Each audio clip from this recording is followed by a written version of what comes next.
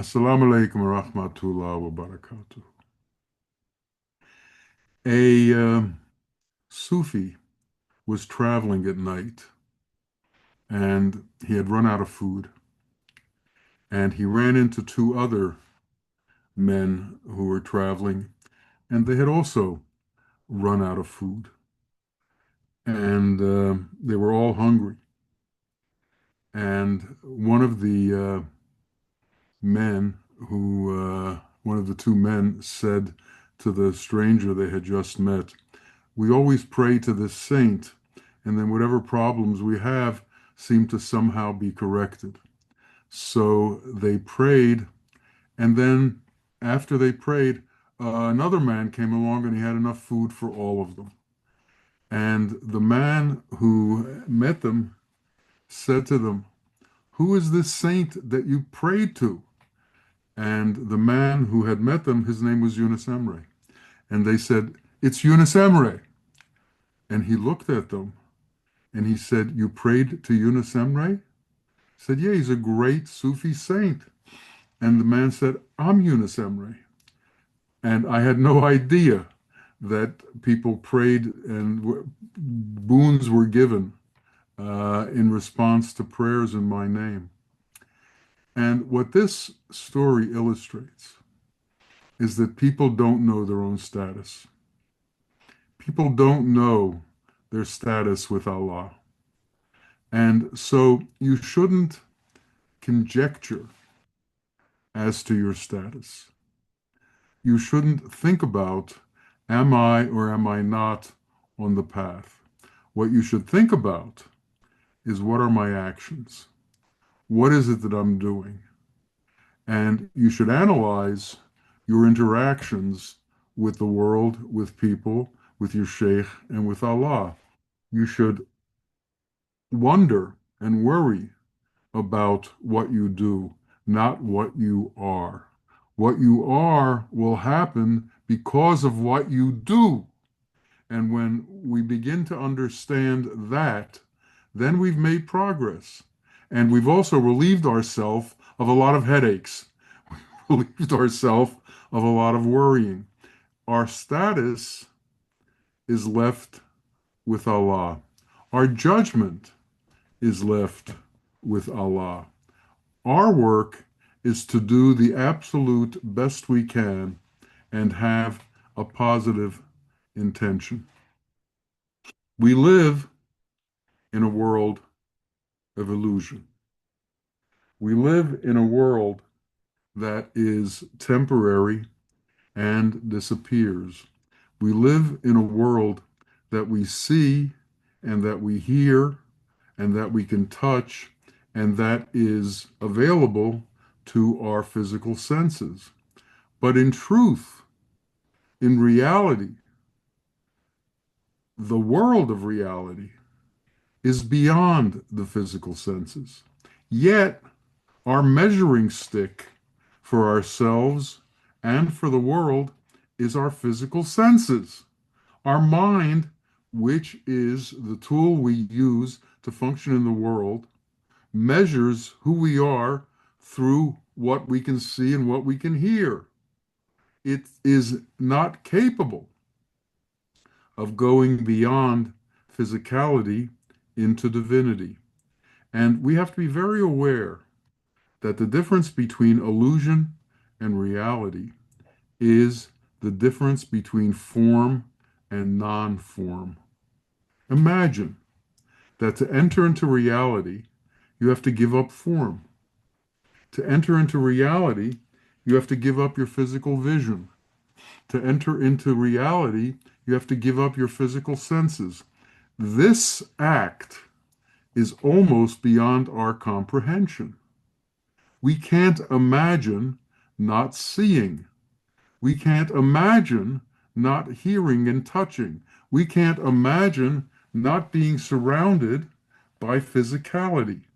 It's beyond our sense awareness. So we have to go beyond sense awareness. We have to go beyond physicality. We have to go beyond physicality into divinity. Physicality is not divine. Non-form is divine. There is no form in divinity. There is no form in God. There is no form in godliness. So all of the things that we hold sacred are merely representations of truth. They are not truth.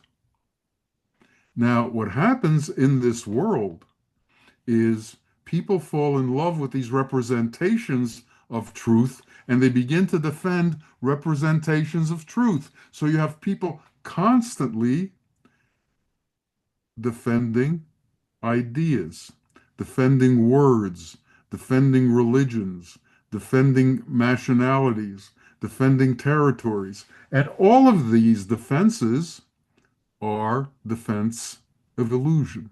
And people kill on behalf of illusion because they can't give up the attachment to illusion. If we gave up the attachment to that which we see and that which we touch and that which we hear, then what would there be to fight about? What would there be to be upset about? What would there be to have fear about? What would there be to fight about? But we can't do it. Man seems incapable of living a world, of living in a world outside of physicality. Man seems incapable of living a world detached from physicality in formlessness.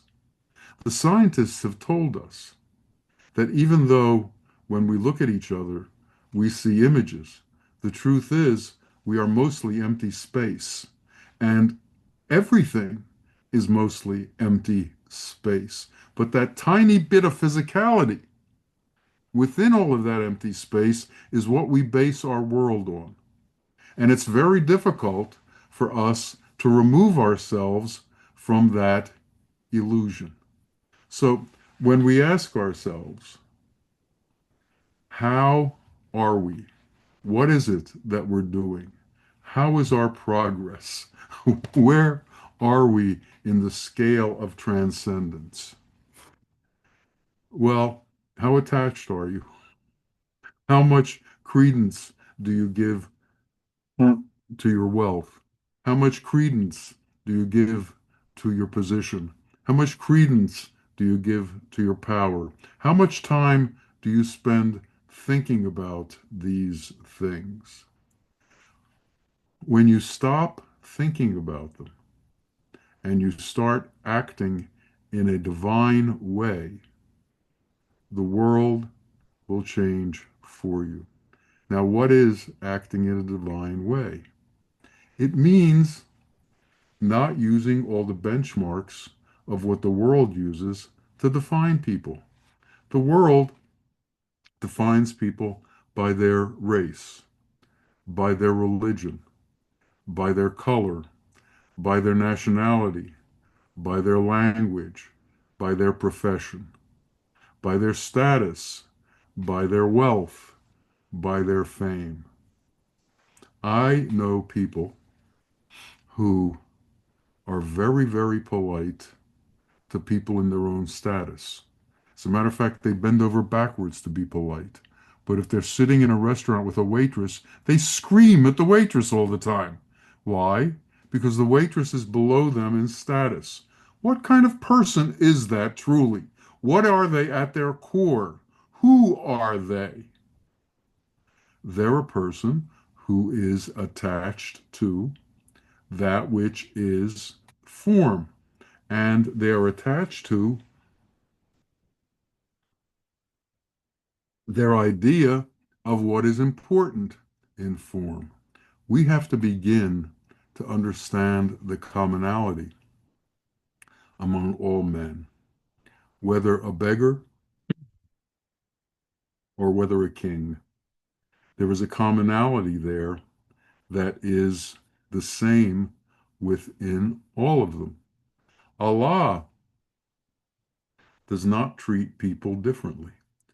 Allah does not expect different things from different people. Allah expects the same thing from everyone.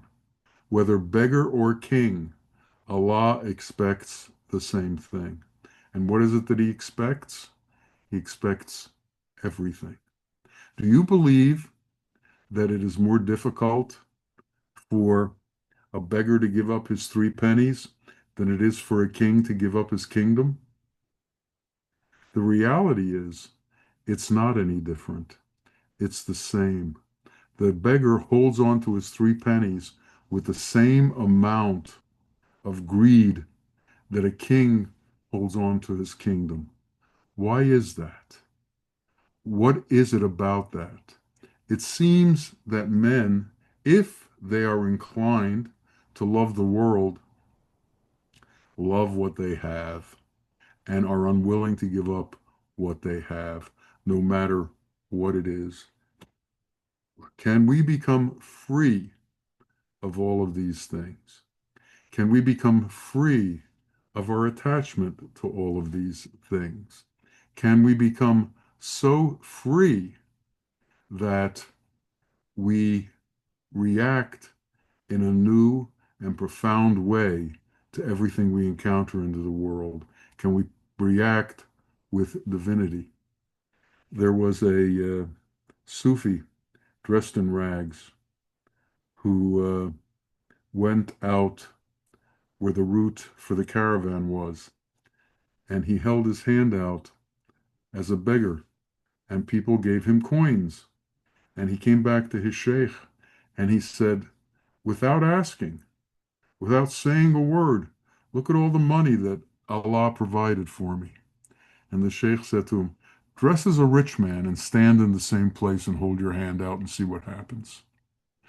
And the point being that you ask in many different ways. You encounter and play with the world in many different ways. Don't fool yourself. Don't think you've become detached when you are attached. Don't think you've let go when you're holding on with both hands. We need to understand this. And as we get older and we become closer and closer to that finalization of what this world is, and we become more and more aware of the fact that this world is temporary and we are temporary, the question becomes for us, how hard do we still hold on, or are we able to let go? One of the great teachings within Sufism is to learn how to let go when you're still vigorous, when you still have the ability to let go, when you still have your health, when you still have the ability to function in this world. Let go. Let go of everything. Let go of need. Let go of desire. Let go of mind. Let go. In letting go, you are committing the ultimate positive act.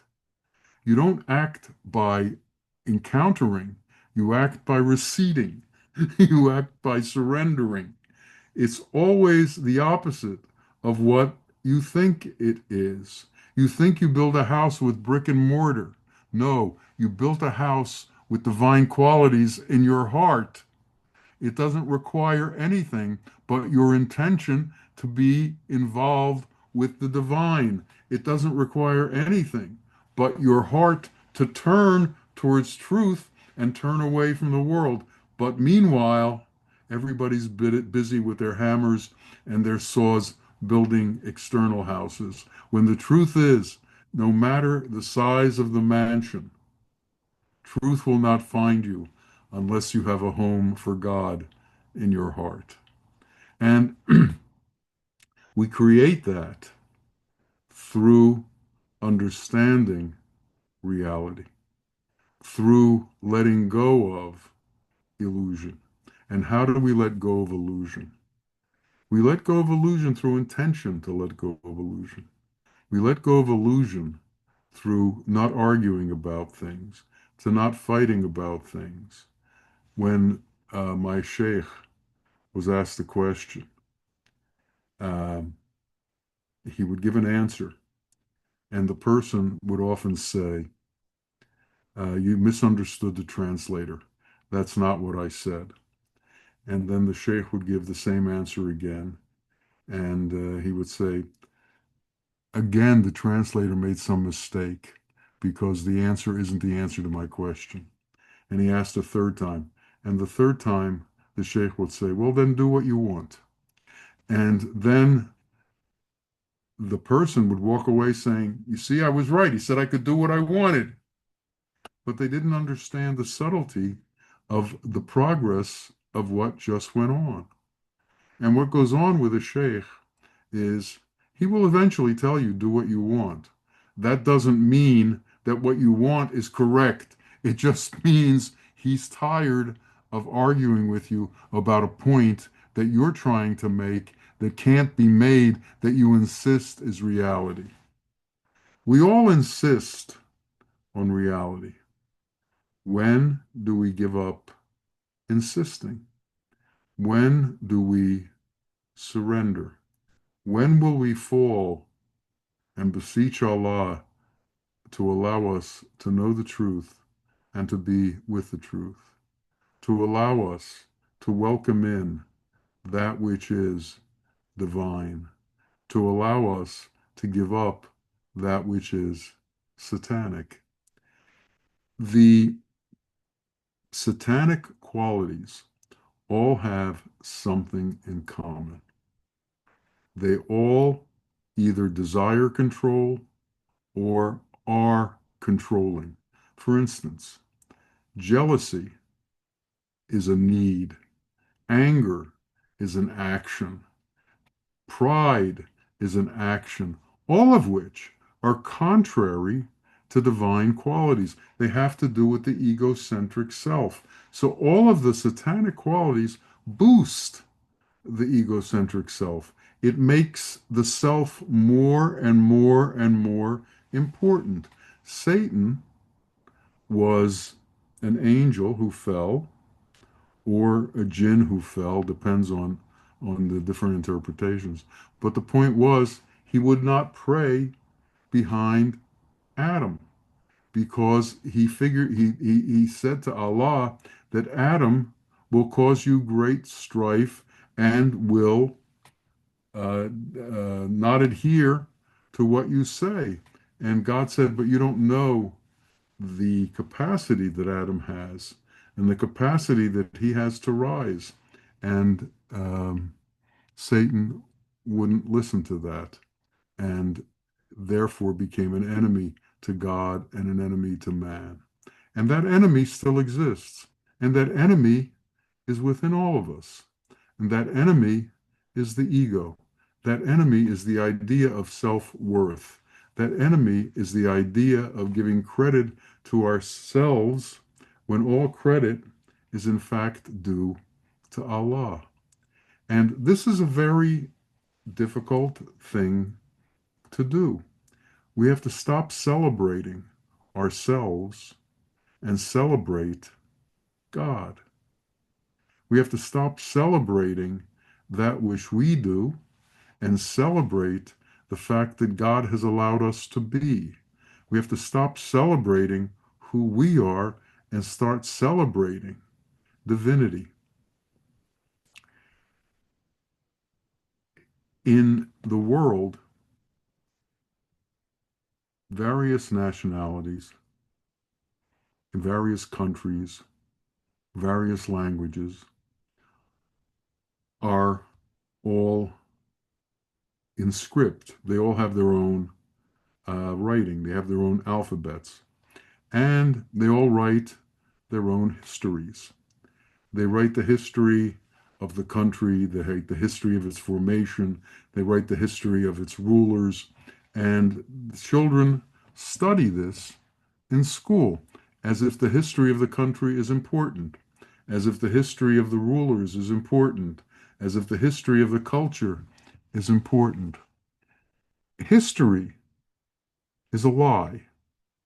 All there is his story.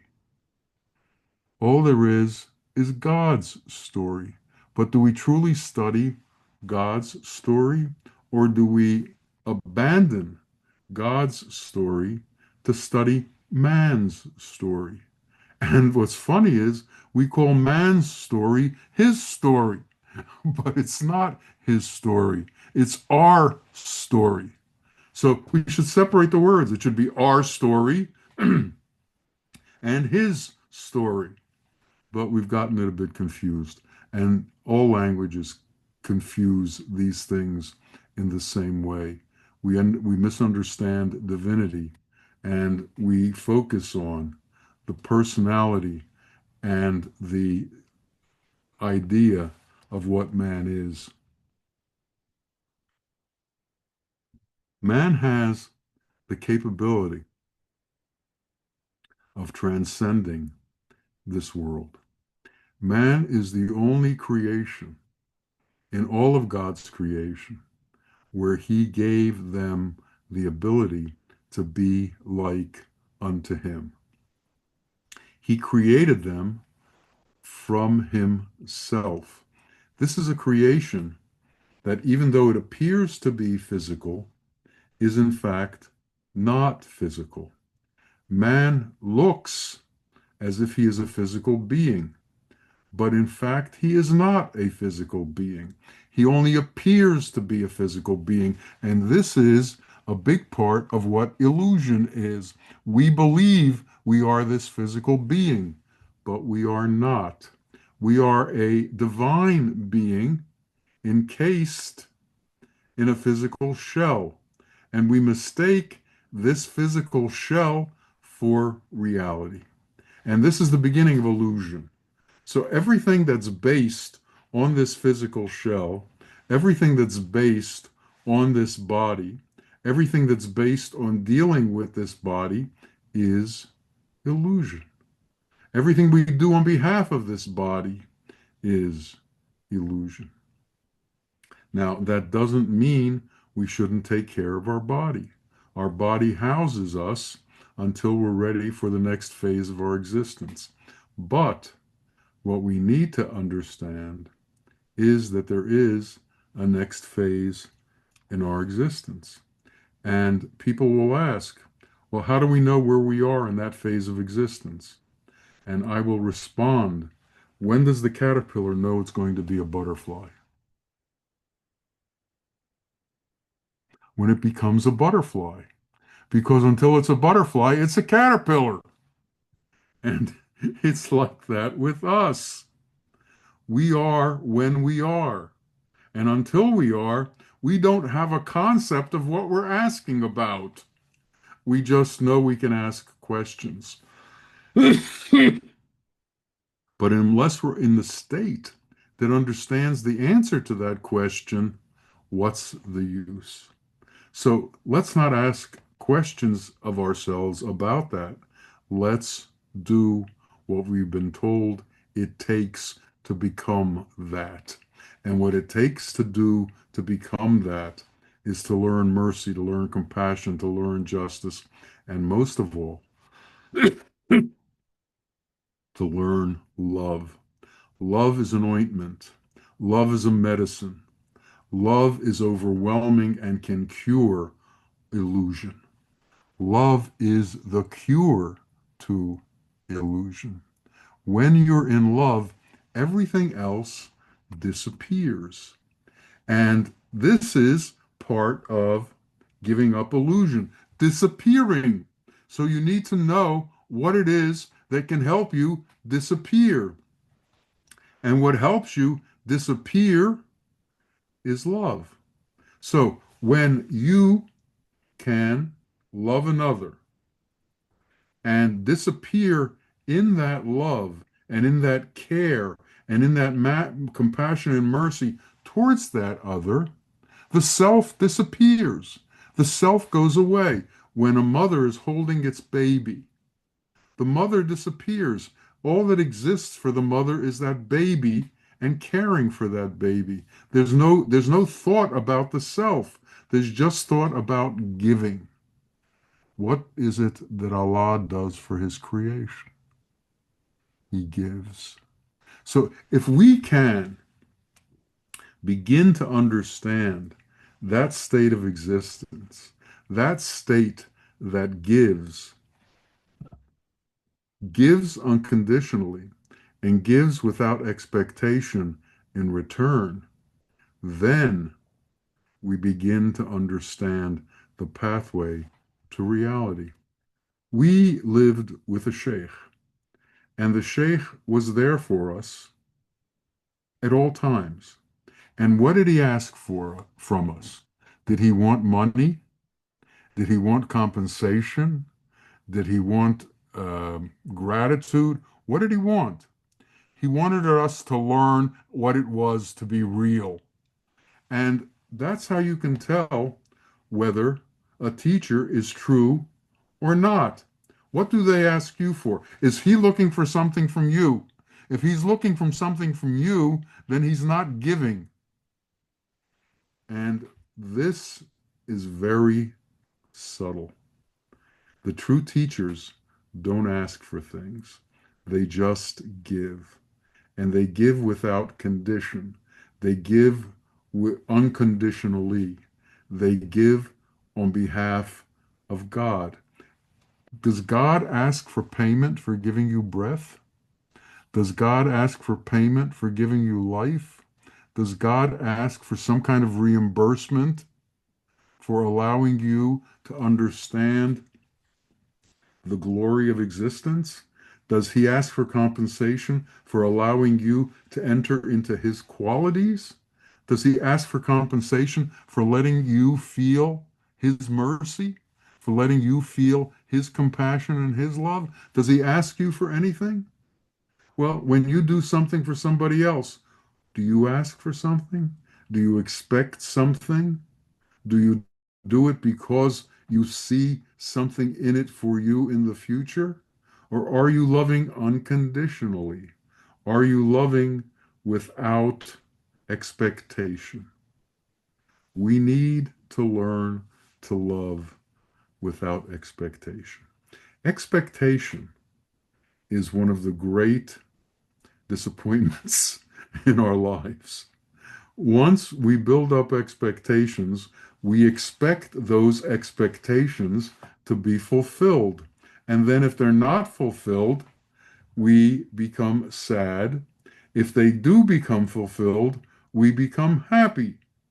So circumstances all of a sudden decide the nature of our mood, the nature of who we are. Is God different in different circumstances? Or is God constant? Is God unified as one and is one at all times without change? He is his qualities. Always. There isn't a time when he isn't, but we are and aren't. We are and we ain't, all at the same time. All of it is possible. We can be and we cannot be, depending on our mood. So, how do we bring our mood into a consistent way? How do we bring our mood into a place where we are the same at all times? We have to learn not to let the world determine who we are. We have to let ourselves not be subject to the whims of other people. We have to learn to not let ourselves be subject to the judgment of other people or to the nature of other people. We can't be dependent on those around us making us calm. We can't be dependent on those around us on making us gentle. We can't be dependent upon those around us to bring us into the appropriate state.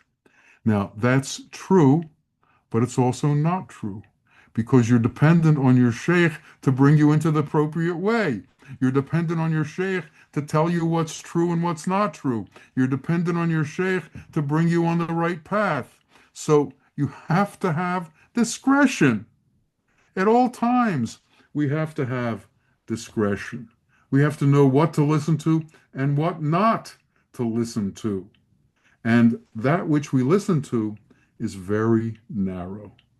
That which we listen to comes from one point. That which we shouldn't listen to comes from all over the world and from every media outlet and from every television and from every radio station and from everybody's mouth and every university. Comes from everywhere. The world is full of lies. The world is full of exaggeration. The world is full of untruth.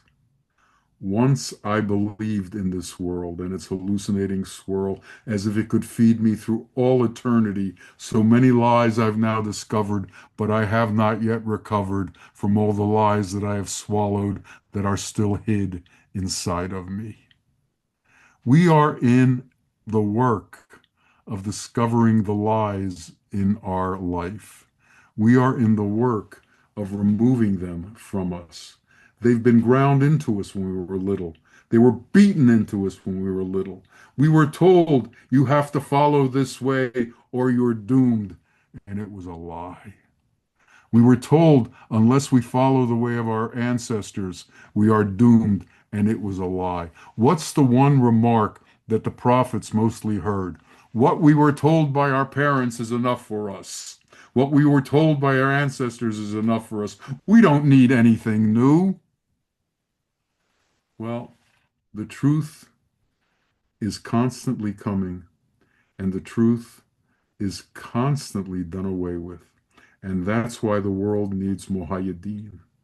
Muhaiyaddeen is the one who comes to revive the faith, the one who comes to bring the truth back that's been lost, the one who comes to point out the true way, the correct way, the way that is without guile, the way that is without motive, the way that is without the need for power, the way that is without the need for conquering, the way that is attuned to God's way.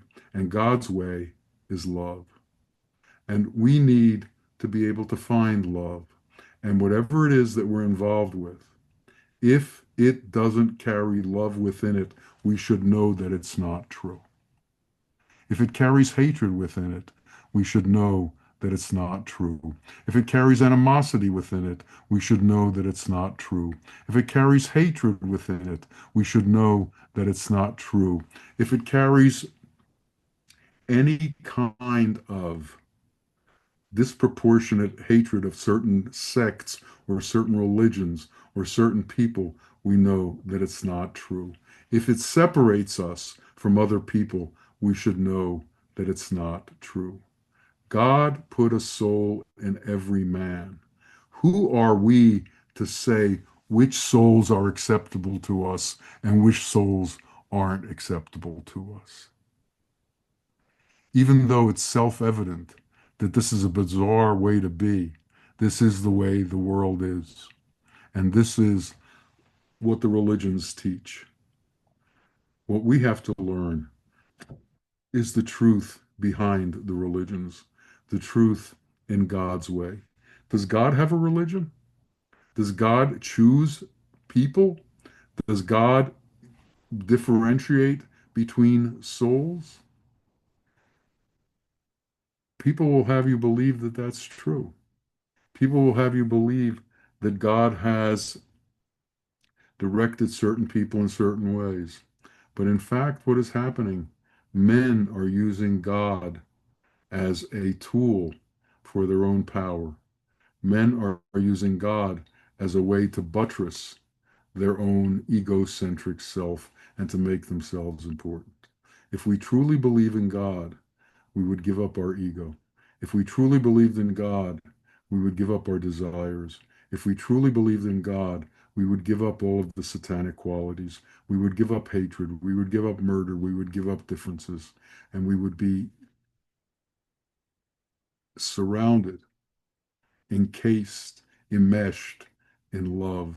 Love would be our way. Love would be the nature of who we are. Love would be the overwhelming quality that comes from us, and we would be exuding this love to others so that our life would become a life of service, a life of helping, a life of giving, as opposed to a life of taking and acquiring. We would stop being hoarders. Everybody in this world is a hoarder. We need to give up being hoarders. We need to become the ones who give beyond what we have. We can't worry about how much we give. The more we give, the truth is, the more we get. The more we let go of things, the more things come with us. Why? Because God gives to the ones who give. God knows that if he gives to the givers will give what he gives them. But the takers will hold on and not disperse his goodness. So the ones who get are the ones who give. And may it be that God understands that we are among the givers. May it be that God allows us to be among the givers. And may it be that we become the ones who get God's bounty, who get God's love, who get God's mercy, and who are accepted by him as one of his own and allowed to enter his kingdom. May it be so for each and every one of us. Amin. Amin. Ya Rabbil Alameen. Assalamu alaikum wa rahmatullah wa barakatuh.